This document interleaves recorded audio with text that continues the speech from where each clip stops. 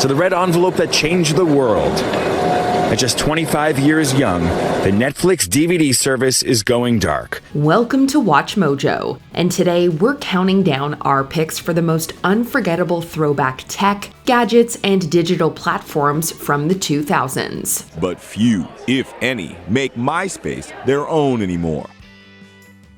Number 30, Jedex. This Disney-owned kids' TV brand brings back memories for a lot of people who grew up in the 2000s. It's hard to forget that epic logo. Jedex offered a mix of live-action and animated series, plus the world's first trading card game played concurrently on TV and online. The channel was available in various parts of the world, including the US, Latin America, Europe, and parts of Asia. In some places, Jedex expanded its reach, with magazines, award shows, and even an international youth soccer tournament. Here's how it all plays out. Boys and girls from 16 countries travel to Paris to compete in the Jedex Kids Cup. Even though it was a hit after launching in 2004, it didn't stick around for long. By the end of the decade, it was discontinued worldwide. In the US, it got replaced by Disney XD. On TV, online, everywhere. Check your local listing. Number 29, Bebo. While American-owned, Bebo mainly made its name in the UK. The social networking platform, launched in 2005, gave users a profile and a chance to do all the typical social media stuff we take for granted today. Blog posts, comments, questionnaires, pictures, videos, and so on. I typed in hard fighting. The boo came up. The name Bebo stood for blog early, blog often, and a lot of people must have taken that advice because at one point, the platform overtook MySpace as the most used social networking site in the UK. But after it was sold to AOL in 2008, things started to go downhill. It changed hands again in 2010, and by 2013, it was pretty much cooked. Multiple relaunch attempts, including one in 2021, came up short. Will you seek to make Bebo profitable?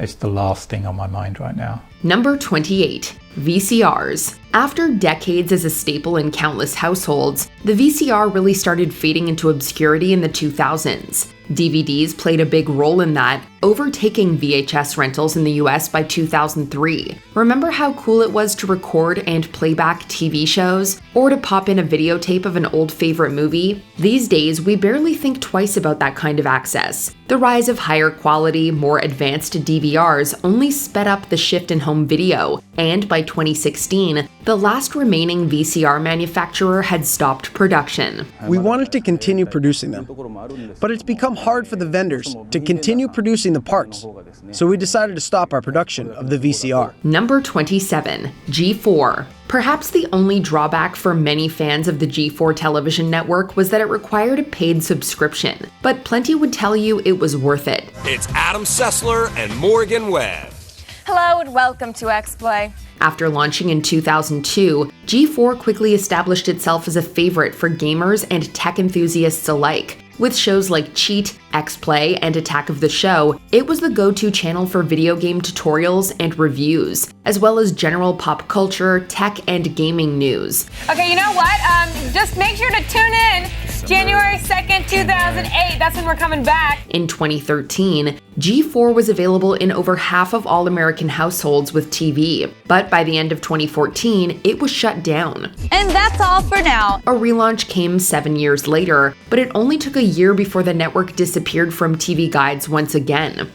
Number 26, Radio Disney. A lot of 2000s kids couldn't get enough of Disney Channel growing up, but we can't forget Radio Disney either, which, unlike the former, is no longer with us. Radio Disney. Hear your music your way. Disney Channel lovers could get a musical fix even when they weren't in front of the TV. Radio Disney played songs from Disney Channel shows and teen idols, along with some mainstream pop and R&B you'd hear on other stations. Radio Disney. Your music your way. Find your station at RadioDisney.com. A version of the station still airs in Latin America, broadcast in Spanish, but the US version, unaffiliated with that one, went off the air in 2021, about 24 years after its debut. 36 employees will be laid off as part of the move. Number 25, Netflix DVDs. Before the days of streaming, Netflix was crushing it as a DVD by mail rental service. For many, checking the mailbox for a Netflix DVD was just another part of the day. Netflix. All the DVDs you want, starting at only $9.99 a month, no late fees. The business began in the late 90s and continued to bloom through the 2000s. In 2004, Netflix made a profit of $49 million, sending out around 1 million DVDs a day. At its peak several years later, it had about 20 million subscribers. You'll get 3 DVDs. Keep them as long as you want, without late fees. These days, those red and white envelopes are pure nostalgia. As video streaming took over in the 2010s, DVD by mail lost major steam. In 2023, Netflix sent out its final DVDs, letting remaining customers keep them as a parting gift. That marked the end of a legendary run of over 5 billion shipments. It's just weird thinking about how it's something you'll tell your kids and your grandkids about and they'll think you're just a dinosaur. Number 24, AOL Instant Messenger. AIM.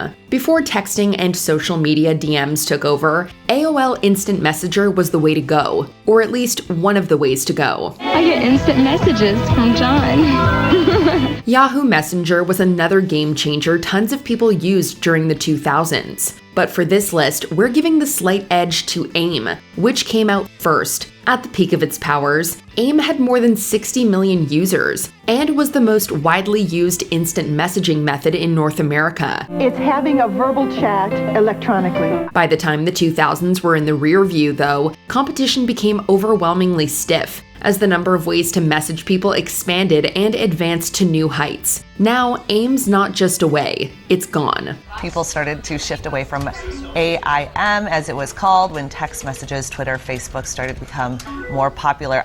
Number 23, Windows XP. This operating system developed by Microsoft used to be everywhere. Schools, libraries, offices, homes, you name it. In those days, a lot of people were content with how smoothly their computers ran with Windows XP. Welcome to Windows XP from Microsoft, the new version of Windows that brings your PC to life. But what once felt fast, user-friendly, and visually appealing quickly became outdated. By 2009, about 8 years after Windows XP was initially released, Microsoft nixed its mainstream support. 5 years after that, extended support ended too, as the decline only steepened.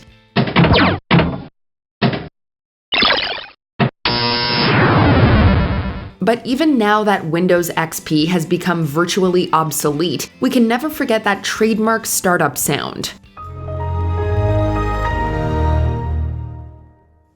Number 22, MySpace. Sure, technically MySpace still exists, but it's not the MySpace it was during the 2000s, the one that was on top of the social media world. Yes, that's what it was, the largest social networking site in the world from 2005 to 2009. And during that stretch, MySpace surpassed Google and Yahoo as the most visited website in the United States. At one point, it was attracting well over 100 million monthly visitors. But over time, it lost buzz and customers to Facebook and Twitter and has become an afterthought. Now it's more of a music and entertainment site, and a much, much less popular one at that. So what went wrong? Well, a combination of things. Facebook certainly didn't help, nor did MySpace's own technical issues, management missteps, and failure to evolve the user experience. So the last time I used MySpace was probably in my middle school years. Number 21, Skype. Remember this? These days, we can make video calls with FaceTime, WhatsApp, Zoom, Google Meet, Microsoft Teams, and more. But before all of those came along, there was Skype, the go-to for video calls. Still remember that ringtone? Yeah, us too. Initially released in 2003, Skype eventually amassed hundreds of millions of users worldwide.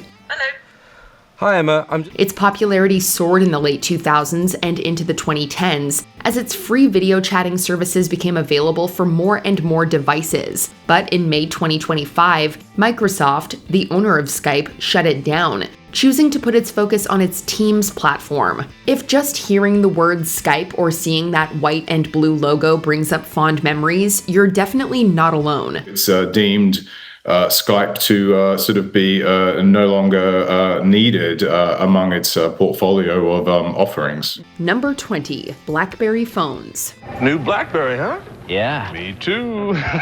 During the mid to late 2000s, BlackBerry was climbing the charts in the mobile phone game, particularly in North America, with its iconic keyboards being a major pull. In 2009, the BlackBerry Curve became the best-selling smartphone in the US. So what went wrong? You guessed it, iPhones and Androids. Although BlackBerry continued to expand its global user base and seemed to be thriving within the first few years of iPhones and Androids, its dramatic decline became glaringly apparent by the mid-2010s. BlackBerry's death rattle came in June 2010 with the release of the iPhone 4.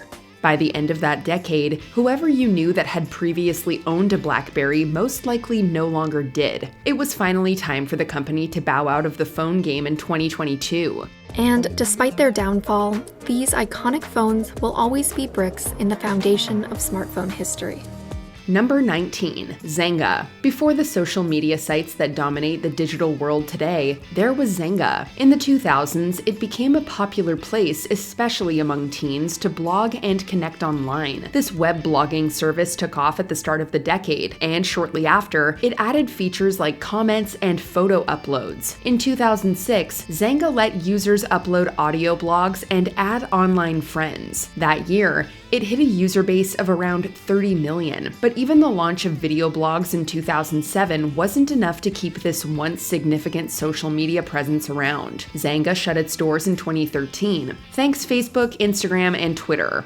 Number 18, Google Reader. There's Google Drive, Google Docs, Google Maps, Google Earth, so on and so forth. But what about Google Reader? It tends to get lost in the shuffle, probably because it hasn't existed since 2013. Google Reader was launched in 2005 and became a popular way for people to collect their favorite web content in one organized place. Efficiency and organization were its main draws. However, a decline in use and Google's desire to focus on other products led them to give Reader the boot. In March of 2013, a petition to save it reached over 100,000 signatures, but Google stood its ground. But Google says usage of the service has declined. Number 17, Motorola Razr V3. The original Motorola Razr came out in November 2004, and from 2005 to 2008, it was at the top of the mountain in terms of cell phone popularity in the US. Hi. In retrospect, it might not seem all that special, but at the time, it was. The thin design of the V3 set it apart. When we reminisce about flip phones in general, the Razr should be thought of as the epitome of that era, but perhaps the only time you'll see them nowadays is if you put on a TV series from the 2000s like Prison Break, or a 2000s movie like The Devil Wears Prada. Let me see what I can do. Good.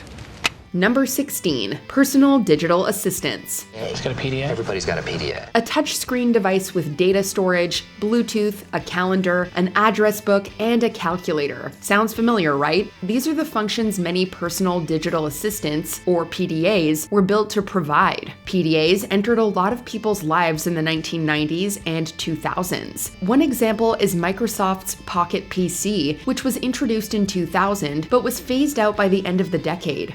So just type in car, and you'll see that it's suggesting words for me as I type. The concept of a pocket-sized computer has obviously evolved, becoming more advanced and well-rounded than PDAs ever were. As a result, PDAs lost their appeal. Still, they shouldn't be ignored as predecessors to modern smartphones. But for really smart, check out this Palm handheld from CompUSA. Number 15, Friendster. 115 million users were registered on Friendster in 2008, 5 years after its launch. This is one of the ancestors of social media that people probably forget about because it's no longer around. So here's a place that suits your style. A place where you can express yourself. The platform was designed to allow users to connect with others online, share content, comment, message, discover new events, and more. The problem was that it just couldn't keep up with other major players in the industry, namely Facebook. Friendster transitioned into a social gaming platform in 2011. Just a few years later, it shut down its site before officially ceasing to exist in 2018. Well, it was called Friendster, and at its peak, it was a vibrant social network with more than 50 million members. 50 million? That's right. But then, out of the blue, the civilization just ended. Number 14, Club Penguin. Rated E for everyone. As far as online games and virtual worlds go, Club Penguin was a standout. Just hearing the name probably brings back some nostalgia for anyone who was a kid during the late 2000s and early 2010s. After launching in 2005, Club Penguin reached 30 million users by 2007, and by 2013 had registered over 200 million accounts. While users could purchase memberships if they wanted to upgrade their Penguin style, home, or pet, the basic version of the game was free. There's something new and exciting every week. The interactive nature of Club Penguin was also instrumental to its popularity. That, and of course the chance to play with virtual penguins. By the mid-2010s though, Club Penguin's popularity began to decline, and it was discontinued in 2017. Number 13. Blockbuster. Remember the days when watching a movie at home meant first heading to a rental store, or waiting for a DVD to arrive in the mail? For many, Blockbuster was the go-to place for that. There's one near you.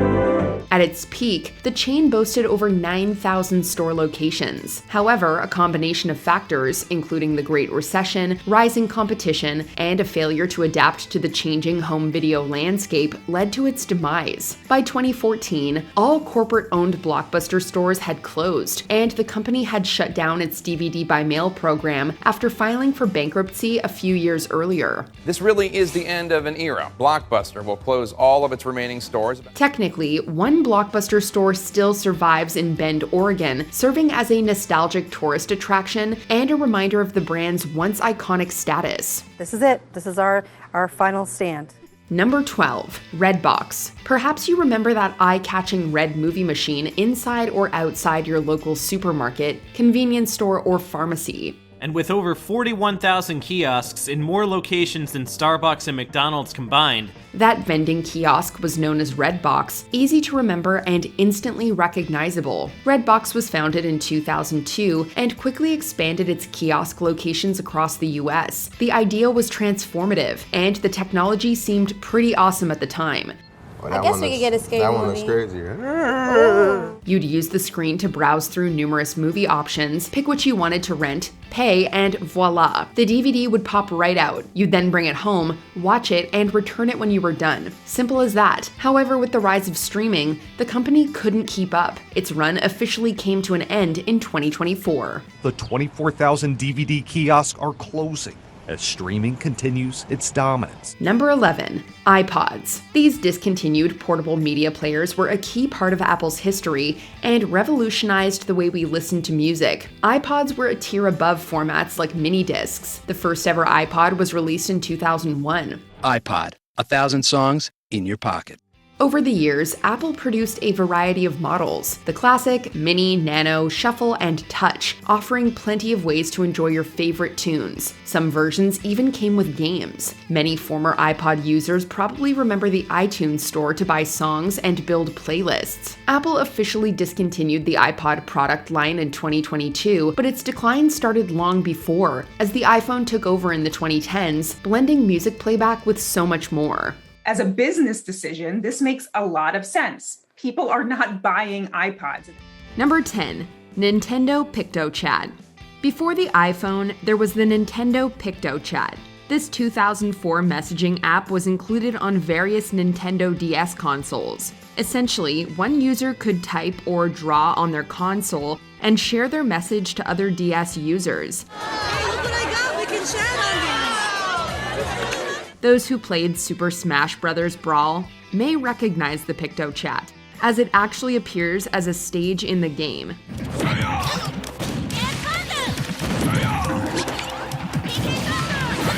The app is technically still alive, but let's be honest, does anyone actually use it anymore? I'm still cool. Nah.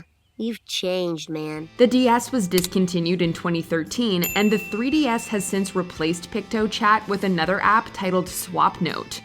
Number 9. LiveJournal. This social networking service technically started back in 1999 when a programmer named Brad Fitzpatrick created it to stay in touch with his friends. Nothing is more important than having the freedom to express your thoughts and feelings openly with others. On today's social networks, however, you probably feel pressure to censor many of your true feelings and opinions. The basics. People write a personal journal and other users can read it. It was eventually adopted by various fandoms and used for things like fan fiction and original stories. But even this was eventually taken elsewhere. I was so calm and boring, I didn't even want a live journal. And then Dawson's Creek got bad because there was no one to speak truth to power. Dawson's Creek did not get bad. Nowadays, the service is mainly used in Russia. Isn't that good? Go. Russia! Yep, the product was eventually sold to Russian company SUP Media, where it became a popular site for political pundits and public figures. Claimed $30 million was paid for the global brand, but Soup suggested to Business Today the figure was much higher. So, like the Twitter of Russia? Number 8. Pagers. Shockingly enough, some people have never seen a pager outside of a movie. Can I ask you a question? Do you know if the hotel's pager friendly? What do you mean? I'm not getting a SIG on my beeper. Pagers were essentially used to transmit voice and text messages before the invention of cell phones. Gosh, I hope you got a picture of that with a camera on your beeper. Actually, my beeper doesn't have a camera, but it does have a pedometer. Actually, not this one. These things have been used since the 50s, although they lasted well into the 2000s. First of all, Jake, there's no records that you and I teamed up together because you insisted that we only communicate through a beeper. Stupid beepers were right to be addicted to our phones. In 2003 alone, the pager industry generated over $6 billion in revenue. Unfortunately, this all came crashing down upon the widespread adoption of cell phones and, texting. Oh, my moolah! It's escaping my clutches! Nowadays, pagers are mainly used in public health and emergency industries. What's with the second beeper? Carla gave it to me. This is due to their systems being more reliable than cell networks. Number 7. Microsoft Zune. The Zune was essentially Microsoft's answer to the iPod. It was a line of portable media devices that could play music and videos through the Zune Music Pass service. Just show me how to work this thing. Well, the turning thing there makes the songs go up and down. Made by primitive people. That is primitive. Show you some of my favorites. It's got Traffic. That's really good. The first model, the Zune 30, came equipped with a whopping 30 gigs of storage and a 3-inch screen. It was introduced in 2006, but sales were immediately stagnant.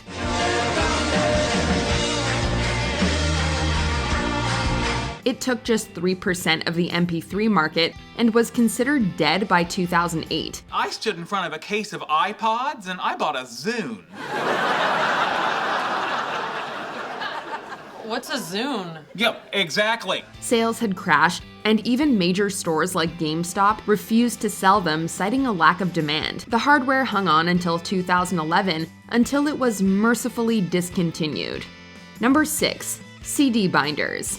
CD players were introduced in 1982 and quickly eclipsed records as the primary method of listening to music. Well, lads, what do you think of the new album cover? Great, but it won't look good when it's shrunk down for a CD. CD? What's a CD? A digital compact disc. Their popularity lasted well into the 2000s. That is, before things like the iPod and smartphones essentially made them obsolete. I get iPod. He only get iPod mini. But before then, we needed something to hold our hundreds of CDs. The answer? CD binders. These were large books filled with plastic pages, and in these pages were slots in which to slide a CD. Unfortunately, the fun of flipping through these booklets went out with CD players themselves.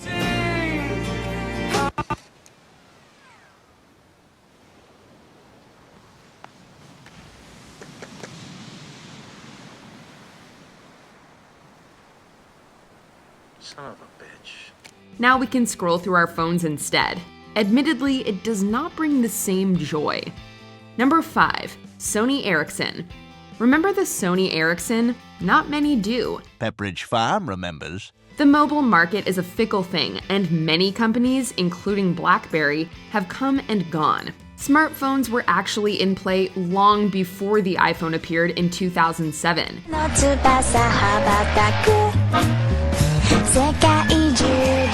In fact, 5 years earlier, Sony released a touch-based smartphone called the Sony Ericson P800. This ran under the Symbian OS, which was developed in the late 90s for PDAs. The final Ericson phone was the Vivaz, which was introduced in March 2010. After that, the Ericson brand was discontinued. We don't read imaginations for nothing more than truth. Sony dropped their previous OS and began running Android, and they abandoned the Ericson line to focus exclusively on the Xperia.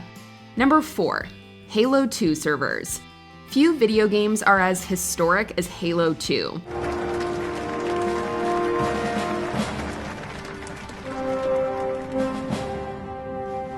Gentlemen, we're lucky to have you back.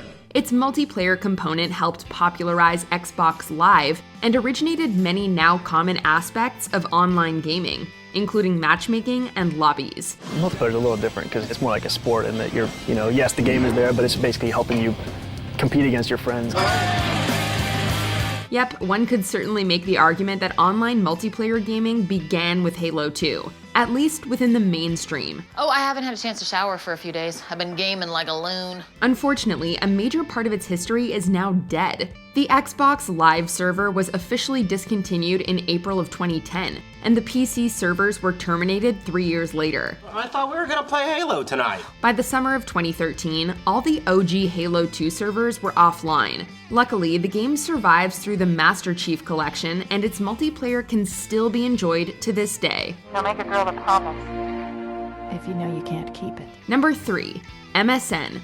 There was simply nothing like getting home from school, grabbing a snack, and logging into MSN for the night. This was a basic service that allowed 2 or more people to talk to each other through text-based messaging. What about your girlfriend?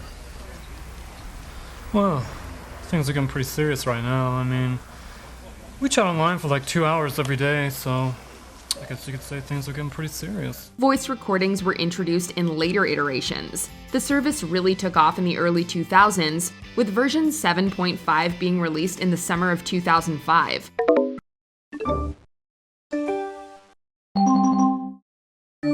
Following that, MSN was rebranded as Windows Live Messenger, and this was officially released in June of 2006.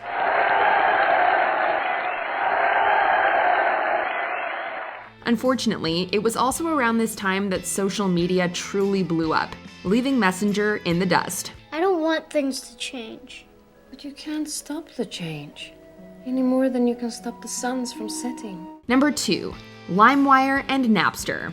Following the advent of the internet, it didn't take long for file-sharing clients to pop up. The most popular by far were LimeWire and Napster. Well, I founded an internet company that let folks download and share music for free.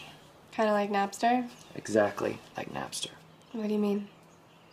I founded Napster. Sean Parker founded Napster. Nice to meet you. These took advantage of something called peer-to-peer file sharing. It essentially allowed people to download music from someone else's files without paying for it. Isn't that stealing? You downloaded a lot of songs. Says here you even downloaded Judas Priest?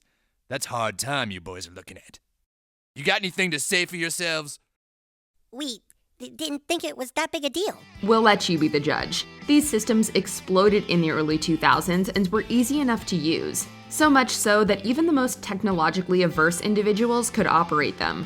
Of course, along with their popularity came the copyright lawsuits. As a result, Napster was forced to shut down in 2001. I'm starting to like this whole sharing thing. Hey, boys! Oh, yeah. Before we continue, be sure to subscribe to our channel and ring the bell to get notified about our latest videos. You have the option to be notified for occasional videos or all of them. If you're on your phone, make sure you go into your settings and switch on notifications. Number 1, Dial-Up Internet. Anyone who used the internet in the early 2000s knows the sound of dial-up. As a result, the dial-up noise is something 14-year-old Hebe Richardson has come to dread. Dial-up allowed us to access the early internet, which was more of a Wild West experience than the corporatized internet of today. The speeds were cumbersome, and the video and audio quality was not for the faint of heart.